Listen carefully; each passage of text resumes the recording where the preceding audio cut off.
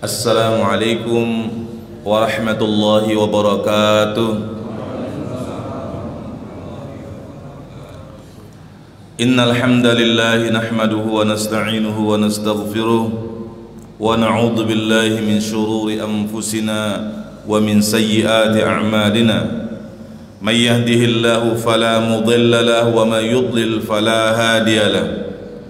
Asyhadu an la ilaha illallah wahdahu la syarika lah wa asyhadu anna Muhammadan abduhu wa rasuluhu la nabiyya ba'dah. Allahumma salli wa sallim ala nabiyyina Muhammad wa ala alihi wa sahbihi ajma'in, amma ba'd. Faqad qala Allah ta'ala fi kitabihil karim, a'udzu billahi as-sami'il alim minasy syaithanir rajim. Ya ayyuhalladzina amanu taqullaha haqqa tuqatih wa la tamutunna illa wa antum muslimun. Segala puji hanya bagi Allah Subhanahu wa taala. Pada subuh hari ini Allah izinkan kita diberikan Allah kesempatan untuk salat subuh berjamaah di hari yang barokah ini, mudah-mudahan insyaallah di hari Jumat. Kemudian Allah berikan kesempatan kepada kita untuk duduk sejenak merenungkan kembali peri kehidupan baginda Rasul sallallahu alaihi wasallam, yang kalau kita mengenal bagaimana perjuangan baginda Rasul sallallahu alaihi wasallam, niscaya akan tumbuh insyaallah kecintaan kepada beliau, karena besarnya cinta beliau kepada kita, besarnya pengorbanan beliau kepada kita semuanya. Di antaranya bagaimana perjuangan beliau sallallahu alaihi wasallam ketika beliau terpaksa keluar dari tanah kelahiran beliau. Al-Imam Ibnu Katsir menceritakan dalam kitab beliau Al-Bidayah wan Nihayah, dalam sebuah bab khusus, bab tentang hijrah. Hijrah kata beliau dari Makkah ke Madinah. Al-Imam Ibnu Katsir beliau mengambil sebuah riwayat dari Az-Zuhri an Urwah an Aisyah qalat qala Rasulullah sallallahu alaihi wasallam wa huwa yawma idzin bi Makkah lil muslimin. Ketika beliau masih di Mekah bersama kaum muslimin ketika itu. Kalau kita masih ingat pertemuan kita sebelumnya, kita membahas tentang bagaimana orang-orang Madinah datang ke kota Mekah. Mereka mengatakan, ya Rasulullah, kami ini orang-orang yang ahli silah. Ahli silah itu maksudnya ahli persenjataan. Saya nggak tahu apakah itu kemudian di bahasa Indonesia akan menjadi ahli apa Pak? Kalau bela diri Indonesia silat. Ada yang suka IPSI apa pengurus IPSI nggak di sini? Ikatan Pencak Silat. Hah? Saya nggak tahu apakah ada hubungannya silah sama silat. Jadi kalau nama orang Silahuddin berarti itu senjatanya agama. Jadi kami ini ahli persenjataan kata orang-orang Madinah, dan itu kami wariskan dari nenek moyang kami turun temurun. Jadi kalau engkau pergi ke Madinah jangan khawatir kata mereka, kami akan bela engkau. Kalau Bai'atul Aqabah yang pertama disebut Bai'atun Nisa, janji setia perempuan. Maksudnya perempuan semua yang ikut? Bukan. Mereka tidak dimintai komitmen untuk membela baginda Rasul sallallahu alaihi wasallam ketika ada yang memerangi Rasulullah. Tapi pada Bai'ah Aqabah yang kedua itu sudah beda. Sehingga kemudian ini meyakinkan lagi bagi baginda Rasul sallallahu alaihi wasallam secara kalkulasi politis dan kalkulasi militer. Itu yang kita bahas pada pertemuan yang lalu. Nah, kemudian baginda Rasul sallallahu alaihi wasallam beliau mendapati hitungan-hitungan kalkulasinya kena ini, kalau bahasa kita sekarang strateginya masuk. kalau kata orang politik sekarang, masuk ini barang katanya. Berarti maksudnya tuh masuk hitungan kalkulasi secara politis, secara militer. Kemudian beliau mengatakan, qad uritu dara hijratikum, uritu sabkhatan data nahal baina labatain. Aku diperlihatkan, kata beliau. Nah, diperlihatkan ini ada juga yang mengatakan diperlihatkan ini dalam mimpi, yaitu kata beliau ada padang hamparan yang subur yang berisi penuh dengan nakhal, kurma-kurma. Jadi memang Madinah itu dari zaman dulu tuh dikenal wilayah yang lebih subur dibandingkan Makkah. Saya nggak tahu apakah itu kemudian membentuk karakter orangnya juga lebih kalau Madinah itu lebih lembut mungkin ya. Kalau bapak-bapak pernah merasakan buka puasa di Madinah, di Masjid Nabawi 5 menit atau bahkan 2 menit atau bahkan 1 menit sebelum azan, insya Allah masih dapat ini jatah buka puasa gratis. Tapi kalau di Mekah, jangankan itu, mungkin setengah jam atau 1 jam bahkan mungkin belum tentu dapat makan minum gratis.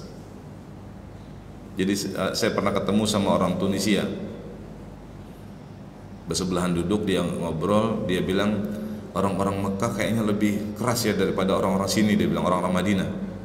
Nah, saya nggak tahu apakah ini warisan dari nenek moyang bertahun-tahun turun-temurun, yang dulu nenek moyangnya mungkin karena suasananya lebih subur, persaingan lebih sedikit dibandingkan kalau di kota Mekah yang memang mereka lebih gersang dibandingkan kota Madinah.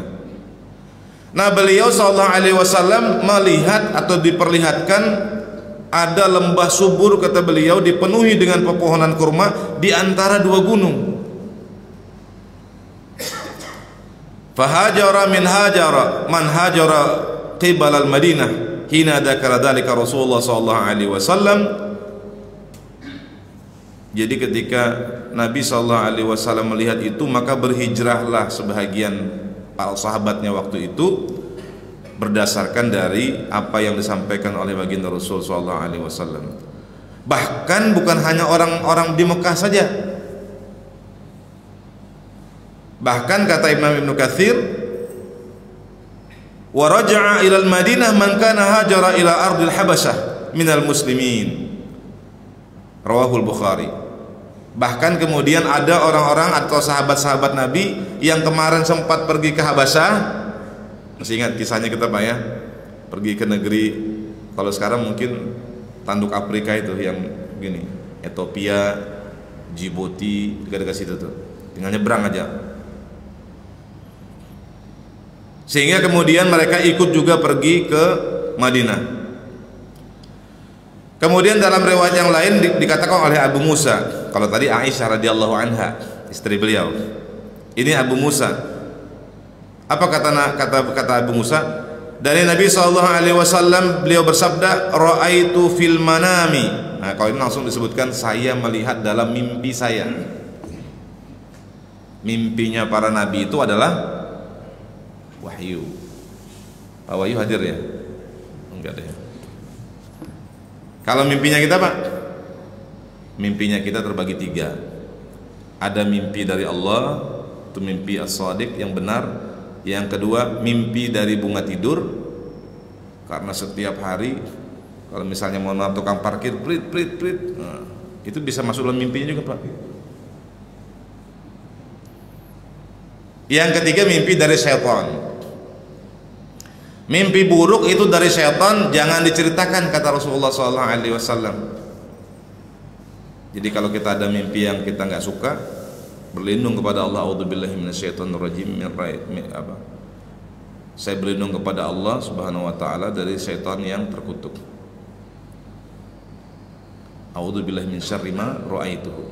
Ya Allah, saya berlindung kepadamu daripada apa yang aku lihat, keburukan dari yang aku lihat. Ra'aitu fil manami anni uhajiru min Makkah ila ardi biha nakhl.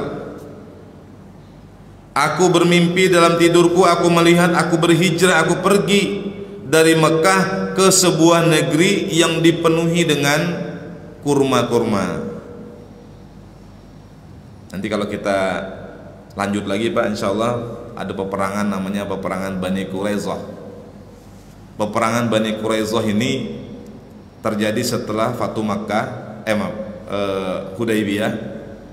Kalau diajakin Hudaybiyah, orang-orang munafik pada malas-malasan, karena melawan orang Mekah ini belum tentu menang. Tapi ketika mereka diperintahkan oleh Rasulullah untuk pergi ke tempat Yahudi namanya Bani Quraisyah, itu kemudian mereka berlomba-lomba pergi ke sana.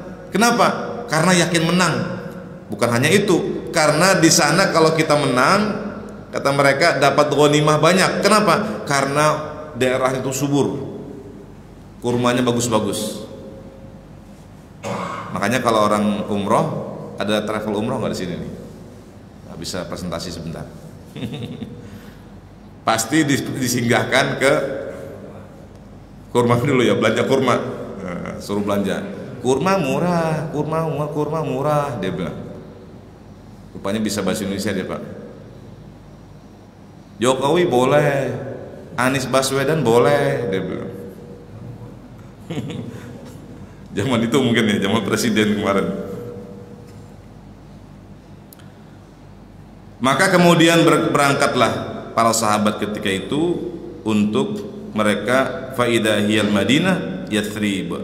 Waktu itu Madinah masih dipanggil dengan sebutan Yathrib. Madinah ini sebenarnya kota istilahnya kan. Jadi makanya orang bilang itu bahasa Yunani itu civil society, masyarakat madani. Jadi masyarakat madani itu masyarakat yang dianggap beradab, penuh dengan aturan-aturan dan norma-norma yang membuat mereka hidup dengan aman dan damai. Itu masyarakat madani. Kalau dalam bahasa Inggris atau bahasa populer jadi kita itu civil society. Jadi Madinah itu kota sebenarnya artinya. Tapi Madinatun Nabawi, kotanya Nabi SAW, disingkat jadi Madinah saja. Dulu namanya adalah Yathrib ketika itu.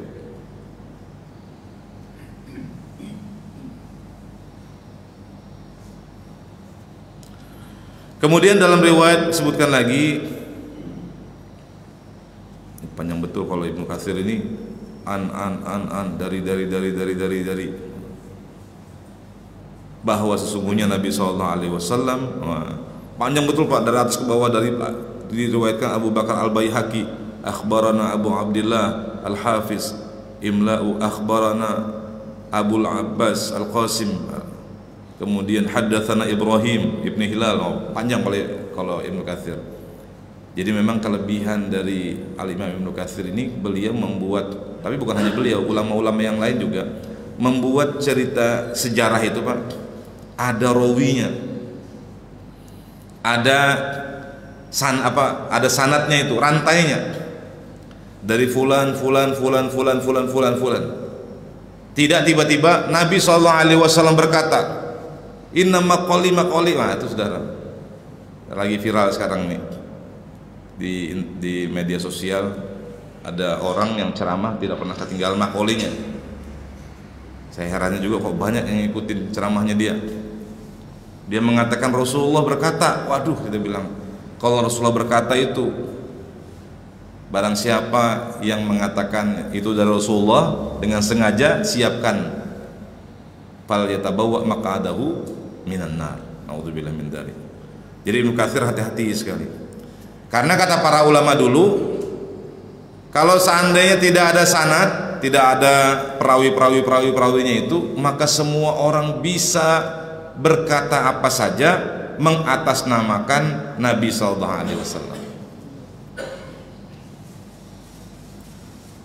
Jadi panjang ininya.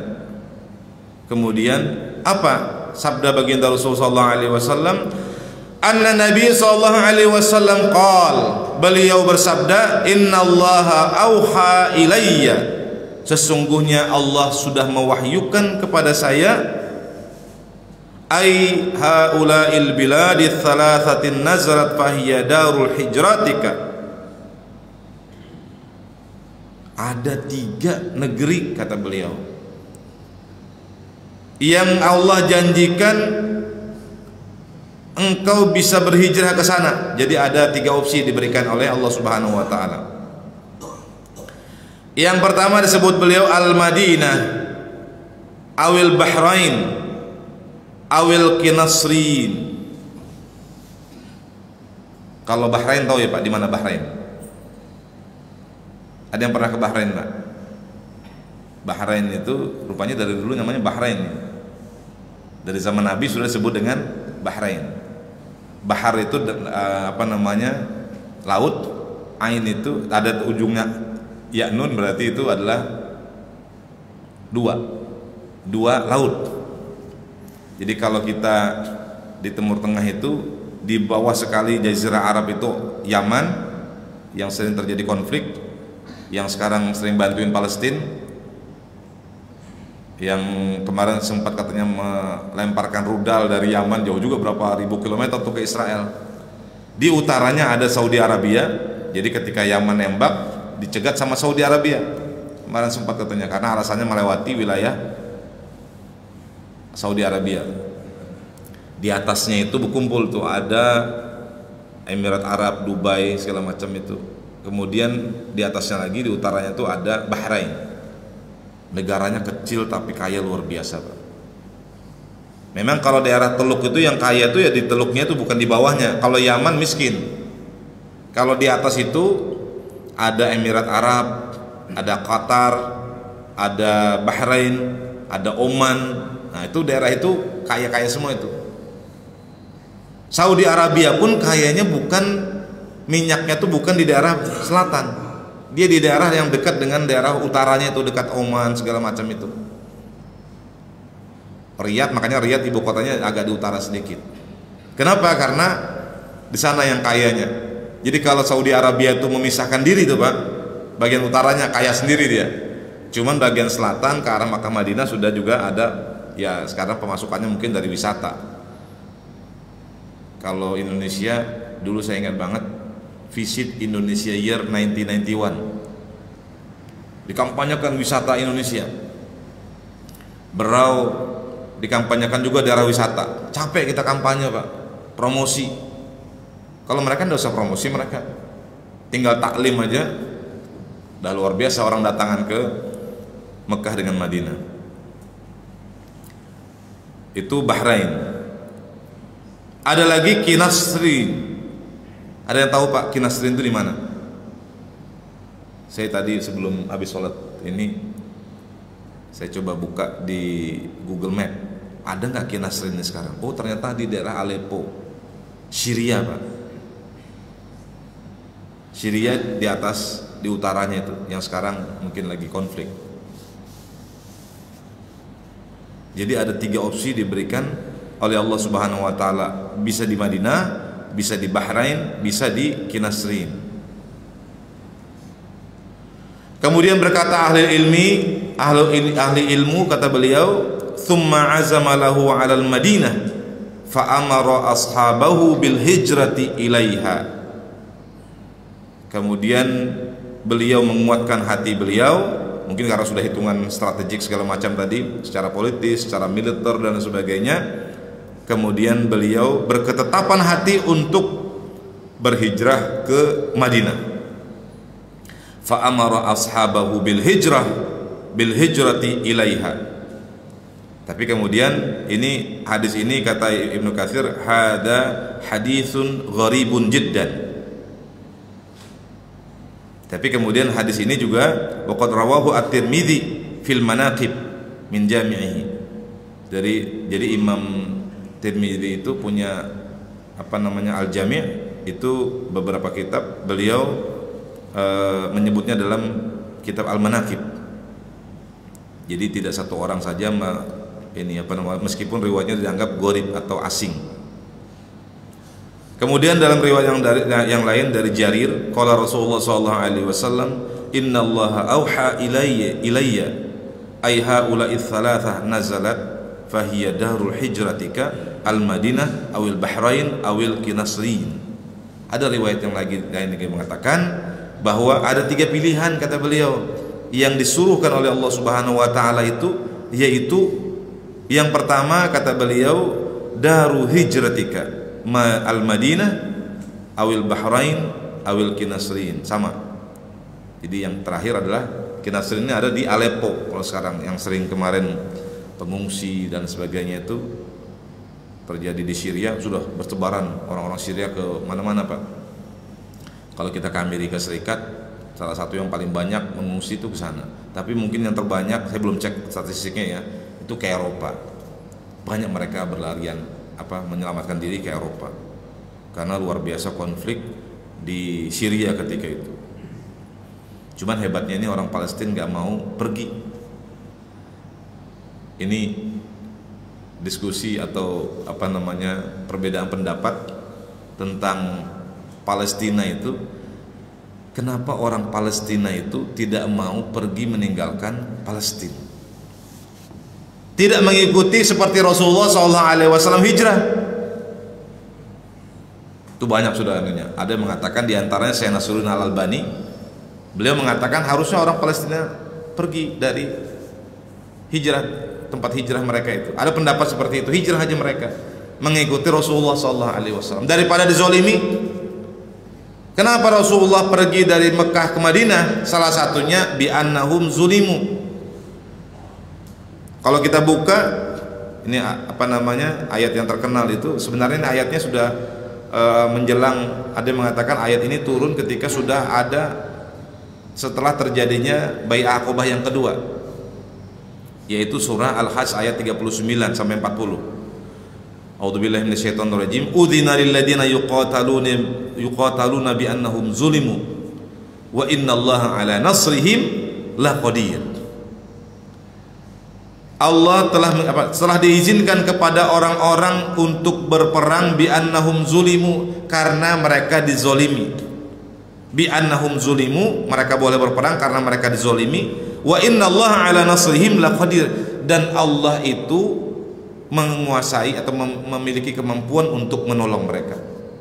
Siapa yang diizinkan itu? Pada ayat yang berikutnya, alladzina ukhriju min diyarihim, yaitu yang mereka itu terusir dari negeri mereka bighairi haqqin, tanpa kebenaran, tanpa hak. Artinya dia dizolimi tadi, haknya dia adalah tetap berada di negara itu. Kenapa dia diusir? Illa ayyaqulu rabbunallah, ternyata tidak ada yang membuat mereka terusir itu kecuali mereka mengatakan Tuhan mereka adalah Allah. Nah, ini ayat tentang sahabat yang terusir dari Mekah. Nah, pertanyaannya, Pak, kenapa orang Palestina tidak mengikuti ini? Mengikuti Rasulullah yang hijrah dari tempat mereka bi annahum zulimu. Dizolimi nggak orang Palestina sekarang, Pak? Dizolimi, Pak? Kata Israel tidak dizolimi. Saya lihat ada debat di Piers Morgan itu. Saya yang suka ngikutin debat itu, kalau Piers Morgan ada wartawan yang suka mengundang kontroversi dari tokoh-tokoh kontroversi. Jadi kata orang Israel, Pak, wartawan Israel mengatakan apa yang terjadi di Lebanon, 500 berapa kemarin, 200 atau berapa yang pager meledak itu, Pak. Jadi kebayang, Pak, pager meledak. Saya kadang-kadang kepikir, jangan-jangan handphone kita ini lagi pengajian tiba-tiba dar meledak. Itu ratusan orang meninggal, kalau nggak salah kemarin hampir 250 atau berapa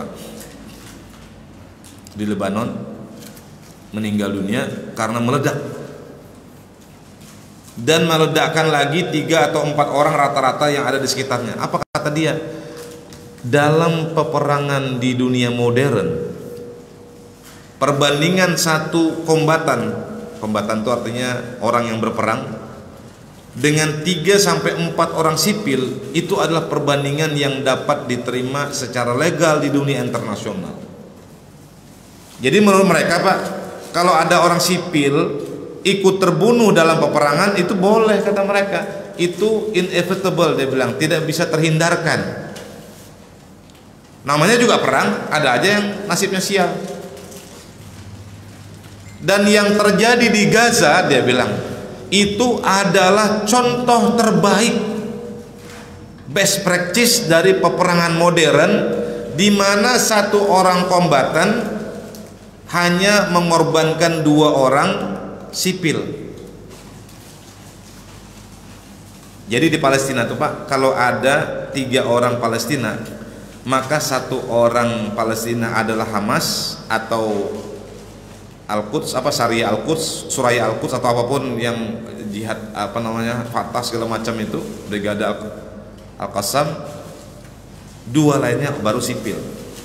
1 anak-anak, 1 perempuan. Jadi mereka Israel tuh Pak, kenapa mereka menurut kita kan zolim, biadab? Enggak, kata mereka Pak, yang mereka bunuh itu di Palestina, di Gaza khususnya tuh cuma terbagi 3 orang Pak. 1 itu orang Hamas atau siapapun yang ininya. Yang kedua anak-anak, 17.000 lebih itu anak-anak. Yang ketiga perempuan. Jadi itu contoh terbaik kata mereka, 1:2. 1 orang militer mengorbankan 2 orang sipil. Itu dicari aja di perang-perang modern, perang dunia pertama kah, perang dunia kedua kah, tidak ada korban paling sedikit seperti yang terjadi di Palestina katanya. Hebatnya mereka. Wa iyyaqulu tasma' liqaulihim. Dalam surah Al-Munafikun itu Pak disebutkan wa iyyaqulu tasma' liqaulihim. Kalau mereka berkata-kata, kalian pasti dengerin. Seperti itu. Di Amerika, Benjamin Netanyahu datang ke depan Kongres. Dia katakan, kami bisa segera menyelesaikan peperangan ini apabila lebih banyak lagi, lebih cepat lagi bantuan-bantuan dari Amerika datang kepada kami. Itu langsung tepuk tangan Pak, dengan berdiri tepuk tangannya. Kalau bahasa mereka standing ovation. Tepuk tangannya berdiri, itu artinya hebat betul ya pembicaranya ini Pak, menyampaikan logikanya itu sampai berdiri. Kata wartawan Palestina, di Gaza itu hanya untuk sekedar membersihkan puing-puingnya Pak, perlu waktu sekitar 10-15 tahun. Belum membangunnya, belum. Membersihkan puing-puingnya aja dengan anggaran yang cukup, bukan dengan anggaran kita kadang-kadang multi year segala macam ya Pak. Karena nggak punya duit, kita anggarannya multi years katanya. Proyek PDAM multi years 5 tahun. Jadi mohon maaf kalau ada macet-macet sedikit, air ini pelan-pelan nih Pak. Ada keluhan nggak nih PDAM ini? Oh lancar, alhamdulillah. Kalau nggak kita bahas PDAM dulu nih kita nih. Jadi hanya sekedar itu saja, membersihkan saja 10-15 tahun. Saking hancurnya, parahnya kondisi Palestina itu. Dan Israel maunya orang kemudian lupa. Makanya kemarin kantor Al Jazeera, mungkin satu-satunya kantor yang masih bertahan, kantor wartawan, kantor media yang bertahan di Palestina, di tepi barat, ditutup sama mereka dengan ancaman senjata. Tujuannya apa Pak? Supaya masyarakat dunia ini lupa. Kemarin waktu ada saya Palestina beberapa bulan yang lalu datang ke masjid belakang Jalan Mawar Al-Kautsar. Dia bilang kalau Anda punya media sosial, ramaikan tiap hari media sosial Anda itu dengan informasi tentang Palestina. Jangan bosan, jangan bosan, jangan bosan. Kadang-kadang kita capek juga Pak, setiap buka Facebook, Instagram, apalagi TikTok, apalagi media-media sosial itu isinya Palestina melulu. Kita kadang-kadang bosan. Itu yang diinginkan oleh Israel, orang kemudian lupa dan kemudian di bumi hanguskan oleh mereka. Ada sebuah pernyataan menarik kalau menurut saya Pak, yang disampaikan oleh Profesor John Mearsheimer. Itu terkenal sekali Pak, mungkin orangnya udah tua sekali, saya pikir udah 70-an lebih usianya, tapi masih kuat dia jalan. Kalau dia ceramah itu keliling-keliling sambil berdiri keliling-keliling gitu, nggak duduk seperti saya ini aja. John Mearsheimer ini profesor di University of Chicago, Amerika. Dia bilang Pak, Palestina itu sekitar 7 juta lebih, mungkin 7,5 juta, 7,3 kalau nggak salah dia sebutkan, sekitar 7 juta lah ya. Itu bukan Palestina disebutkan, Israel Raya, Great Israel. Itu penduduknya sekitar 7 juta lebih, itu orang keturunan Yahudi yang kumpul dari berbagai negara Pak. Ada Eropa, ada Amerika, semuanya ngumpul di sana. Sekitar 7 juta yang jadi warga negara Israel. Kemudian orang Palestina yang ada di tepi barat, di Gaza, kemudian di negeri yang disebut Israel sekarang itu, Tel Aviv segala macam, itu juga jumlahnya kurang lebih sama Pak. Jadi 50-50 Pak, 50-50%. Dengan kondisi seperti ini, mungkin nggak dia bilang Israel itu akan menegakkan negara demokratis seperti yang mereka sebutkan, mereka gembar-gemborkan, bahwa di Timur Tengah itu satu-satunya negeri atau negara yang disebut dengan negara demokratis cuma Israel. Ada pemilunya, kemudian terpilih secara demokratis, ada perdana menteri, ada kabinet, ada parlemen. Nggak ada kata mereka. Lebanon pun juga diinikan mereka, itu dikuasai Hizbullah. Yordania, itu kerajaan. Palestina, apalagi itu belum merdeka. Syria, Bashar al-Assad ini diktator. Nggak ada kata mereka, cuma Israel saja. Cuman kata Profesor John Mearsheimer ini, kalau betul itu dilakukan secara demokratis dengan kondisi 50-50, maka 5 tahun ke depan lebih banyak orang Palestina yang akan punya anak dibandingkan orang Israel. Akhirnya nanti suaranya yang paling besar adalah suara Palestina. Yang akan menjadi pemimpinnya nanti adalah orang Palestina. Jadi dia ingin tetap mengukuhkan hegemoninya ini Pak. Jadi apa caranya yang paling baik dipikirkan oleh Benjamin Netanyahu sekarang? Lakukan genosida, dia bilang. Lakukan genosida, bunuh massal, habisi populasinya, hancurkan tempatnya supaya mereka tidak ada harapan lagi mau kembali ke Gaza, mau kembali ke kampung halamannya, mau kembali lagi ke Yerusalem. Itu yang mereka lakukan sekarang Pak. Jadi saya curiga jangan-jangan 7 Oktober itu sengaja juga dibuat oleh Israel supaya Hamas bisa nyerang, supaya ada alasan untuk melakukan genosida. Jadi itulah nasib saudara kita yang mereka kemudian tidak mau pindah. Ini sebenarnya panjang saya mau ceritanya Pak tentang kenapa alasan tidak mau pindah ini. Tapi kalau kita lihat dari sisi populasi, memungkinkan sebenarnya tidak ada istilah one state solution, two state solution itu Pak, solusi 2 negara itu. Cukup 1 negara aja, karena populasinya lebih banyak orang Palestina, dipilih secara demokratis, maka yakin kita yang akan memimpin di sana ada orang Yahudi, ada orang Muslim, ada orang Kristen, yang akan jadi pemimpinnya adalah Muslim. Kalau bapak-bapak buka sejarah tentang kekhalifahan pasca Abu Bakar, Umar, Utsman sampai nanti 90 Hijriah, kita akan menemukan bahwa menurut ahli sejarah, bahkan oleh profesor-profesor sejarah Amerika, termasuk diantaranya ada seorang profesor namanya Roy Casagandra, itu profesor dari Austin University. Dia mengatakan tahun 711 atau kira-kira 90 Hijriah, Islam itu menyebar kekuasaannya sampai ke Granada, sampai ke Spanyol, sampai ke India, Pakistan, ke Pakistan. Itu kata dia, mayoritas penduduknya beragama, apa agamanya mayoritas kira-kira Pak? Kristen. 60% penduduk negara Islam pada saat itu, khalifah Islamiyah pada saat itu adalah Kristen. Muslimnya hanya sekitar 10% Pak. Kenapa? Karena Islam itu menganut prinsip la ikraha fid din. Tidak ada paksaan bagi agama bagi kalian. Jadi kata Khalid bin Walid, saya kasih Anda 3 pilihan.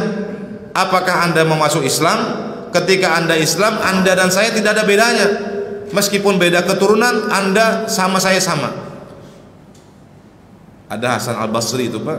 Itu sebenarnya daerah Persia, kekuasaan Persia. Ayahnya tuh ada ulama tabi'in namanya Muhammad bin Sirin. Muhammad bin Sirin itu dulu orang tuanya orang Persia. Tapi begitu masuk Islam, anaknya jadi ulama besar tabi'in. Imam Bukhari bukan orang Arab, tapi karena masuk Islam jadi ulama. Itu hebatnya Islam. Yang kedua, kata beliau, kata Khalid bin Walid, kalau kamu nggak mau masuk Islam nggak apa-apa, bayar jizyah. Yang ketiga, kata beliau, kalau kamu tidak mau Islam, tidak mau bayar jizyah, berarti saya datangkan na'ti biqaumin yuhibbunal maut kama tuhibbunal hayat, kata beliau. Saya akan datangkan kamu pasukan yang mereka lebih cinta kepada kematian sebagaimana kalian mencari kehidupan, cinta kehidupan. Nanti insya Allah kita bahas lebih panjang, terutama tentang Palestina tadi. Mudah-mudahan Allah berikan kesempatan dan mudah-mudahan berikan kesehatan, dan mudah-mudahan Allah Subhanahu wa taala berikan kepada kita al-istiqamah sehingga kita senantiasa istiqamah dalam kebenaran yang diajarkan oleh baginda Rasul sallallahu alaihi wasallam, dan mudah-mudahan kita mendapat syafaat baginda Rasul sallallahu alaihi wasallam di hari kiamat kelak. Subhanakallahumma bihamdika asyhadu an la ilaha illa anta nastaghfiruka wa natubu ilaik. Alaikum assalamualaikum warahmatullahi wabarakatuh.